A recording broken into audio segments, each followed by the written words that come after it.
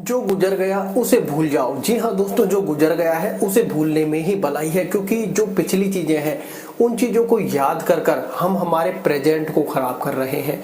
जो प्रेजेंट में हमारे सुख है, दुख है, हम कहीं ना कहीं कहें कि उसको झेलने में असमर्थ हो रहे हैं, क्योंकि हम पिछली चिंताओं को लेकर बैठे हैं। पिछली चिंताओं को आपको भूलना होगा, वर्तमान समय में रहना होगा और आगे बढ़ना होगा, क्योंकि वर्तमान समय में किया गया कार्य ही आपको फ्यूचर की राह आसान बनाएगा, या फिर कहें कि आपके फ्यूचर को ब्राइट करेगा। क्योंकि पिछली चीजों को आपको याद करने से कोई फायदा नहीं होने वाला है। पिछली चीजों से सिर्फ आपको सीखना है, उनको याद नहीं करना है कि पास्ट में हमने क्या क्या गलतियां की हैं जो हम अपनी लाइफ में दोबारा ना दोहराए। लेकिन जाने अनजाने हम उन चीजों के लिए या तो पछतावा कर रहे हैं या अपने आप को दोषी मान रहे हैं, और कहीं ना कहीं उन्हीं चीजों में उलझे हुए हैं, जो कि हमारी सबसे बड़ी भूल है। क्योंकि उसकी सोच में और फ्यूचर की सोच में हम हमारा वर्तमान समय, जो कि डिसाइड करता है हमारे फ्यूचर को, उसको खो रहे हैं। क्योंकि वो कहते हैं कि जिस व्यक्ति ने वर्तमान समय में जीना सीख लिया, न पास्ट की यादें न फ्यूचर की चिंता, क्योंकि वर्तमान समय में रहकर जो व्यक्ति कर्म कर रहा है उसके पास संपूर्ण सुख है। क्यों? क्योंकि उसे फ्यूचर की चिंता नहीं है, क्योंकि वो जानता है आज जो वो कर्म कर रहा है वही उसका फ्यूचर डिसाइड करेगा। तो आज के कर्म में जब, इसलिए वो व्यक्ति 100% देता है। लेकिन अगर हम पास्ट की चिंताओं को लेकर बैठेंगे, फ्यूचर को प्रिडिक्ट करेंगे, फ्यूचर की चिंता को लेकर बैठेंगे, तो अब आप सोचिए, आपने अपना ऑलमोस्ट समय पास्ट और फ्यूचर को दे दिया है, प्रेजेंट समय के लिए तो कुछ बचा ही नहीं है, जबकि प्रेजेंट समय ही हमारा फ्यूचर लिखने वाला है।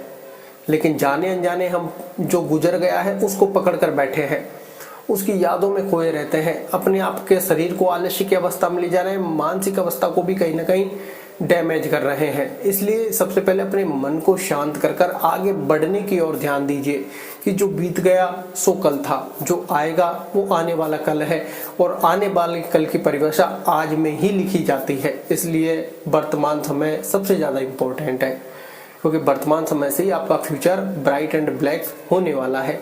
इसलिए वर्तमान समय में जो कुछ कर सको, जितना कर सको, करने का हमेशा प्रयत्न करना चाहिए, क्योंकि जाने अनजाने हम ये गलती कर रहे हैं और उन चीज़ों को पकड़ कर बैठ चुके हैं।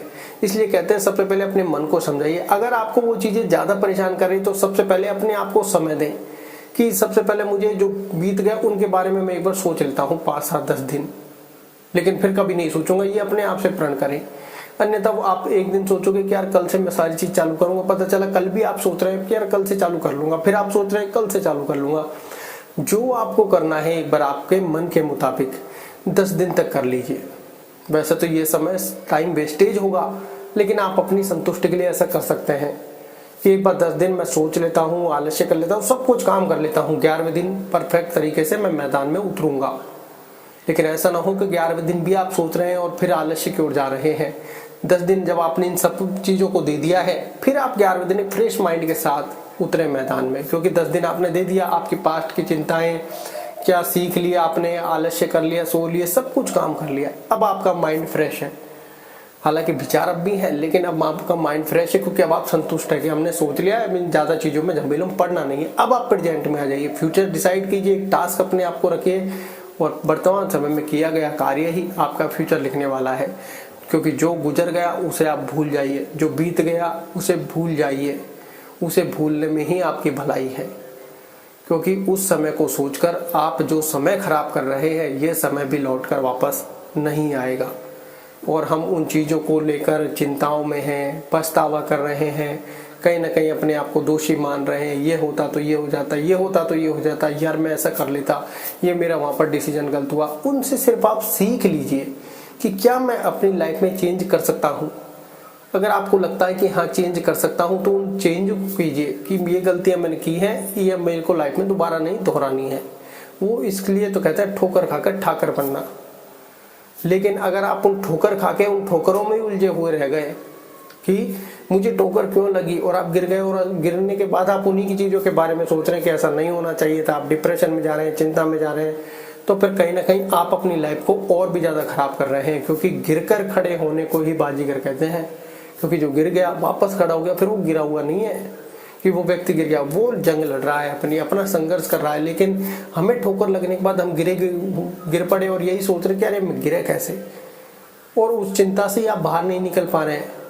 तो फिर आपके लाइफ का जो समय है वो निकलता जा रहा है, क्योंकि आप जो कर्म करेंगे उसी को ही तो भोगेंगे। लेकिन हम कर्म ही नहीं कर रहे तो भोगेंगे क्या? फिर तो हमारी लाइफ और भी ज़्यादा डैमेज होने वाली है। फ्यूचर में फिर होगा क्या? फिर हम सिर्फ कोसते ही रहेंगे, यार उस समय ये कर लिया तो अच्छा होता, आज ये कर लिया था तो अच्छा होता, यार उस समय हम अगर इन चीज़ों में नहीं पड़े होते तो अच्छा होता। तो लाइफ आपकी पूरी सोचने में ही निकल जाएगी और आप फिर अपने समय को, भाग्य को दोष देते हुए नजर आएंगे कि यार ये सब क्या था। तो आज आप जो प्रेजेंट मोमेंट में काम करोगे उसमें रहना सीखो, जो बीत गया उसको जाने दो। और लाइफ में 90% लोग यही गलती कर रहे हैं कि वो अपने पास्ट में उलझे हुए हैं या फिर अपने फ्यूचर को प्रेडिक्ट करके अपने मन में कल्पनाएं कर रहे हैं, जबकि वर्क कर ही नहीं रहे, कर्म कर ही नहीं रहे, क्योंकि कर्म से ही तो फ्यूचर डिसाइड होगा। और वो फ्यूचर की कल्पनाएं इतनी ज़्यादा तीव्र, इतनी ज़्यादा मन की इच्छाएं हो जाती है कि मन आपका काम करने का नहीं कर रहा है, उन्हीं ख्यालों में, उन्हीं कल्पनाओं में खोया रहता है। और आपको ऐसा लग रहा है कि लाइफ खत्म हो रही है, एंड की ओर जा रही है, कि मैं चाहकर भी काम नहीं कर पा रहा, क्योंकि आपने अपने मन को उस जोन में डाल दिया है जहाँ पर वो सिर्फ प्रेडिक्ट कर रहा है चीज़ों को, कर्म नहीं करने दे रहा आपको। तो ऐसे में सबसे पहले मन को शांत कीजिए।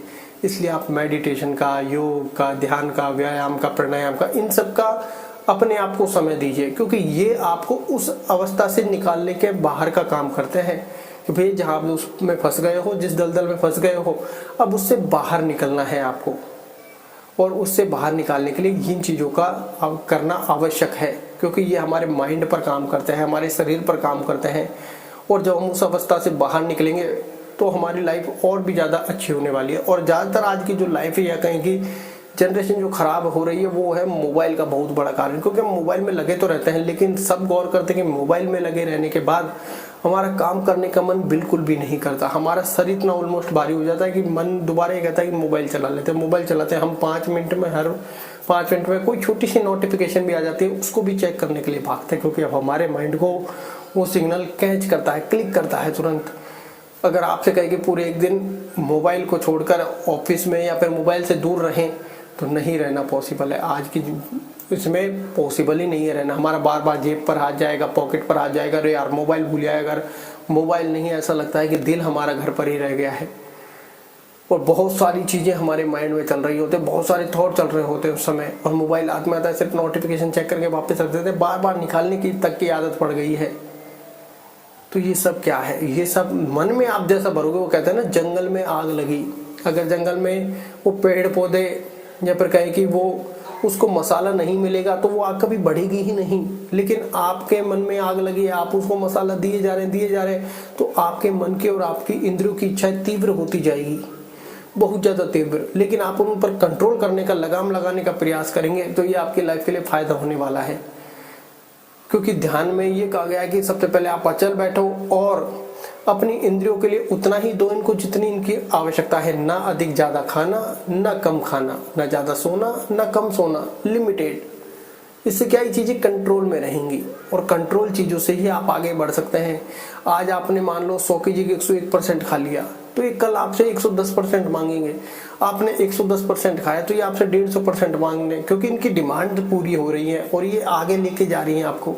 लेकिन आपने इनको 100 की 100 पर रोक दिया, 90 पर रोक दिया कि हाँ भाई मेरे लिए, शरीर के लिए इतना ठीक है, तो इनकी इच्छाएं भी वहीं रुक जाएगी और ये आपकी लाइफ को बेटर होने में काफ़ी ज़्यादा मदद करेगी। इसलिए जो पास्ट में हो गया है उनको भूल जाइए और अपने मन को एक बार क्लियरेंस दीजिए कि आपको करना क्या है, और करने के साथ उस काम में जुड़ जाइए। और पास्ट में हो गया उनसे बिल्कुल बाहर आ जाइए, फ्यूचर में क्या होगा उससे भी बाहर आ जाइए, क्योंकि आपके सोचने से फ्यूचर चेंज होने वाला नहीं है। ये बात आप ध्यान रखें। आपको तो आज की अवस्था में जितना कर्म, जितना अच्छे से अच्छे हो सके वो करना है। अपने काम के प्रति अपना 100% देना है, वही आपका फ्यूचर डिसाइड करेगा। तो चिंता उसकी नहीं करने की फ्यूचर में क्या होगा, चिंता इसकी करनी है कि प्रेजेंट मोमेंट में हम 100% कर पा रहे हैं या नहीं। यही आपका फ्यूचर डिसाइड करेगा।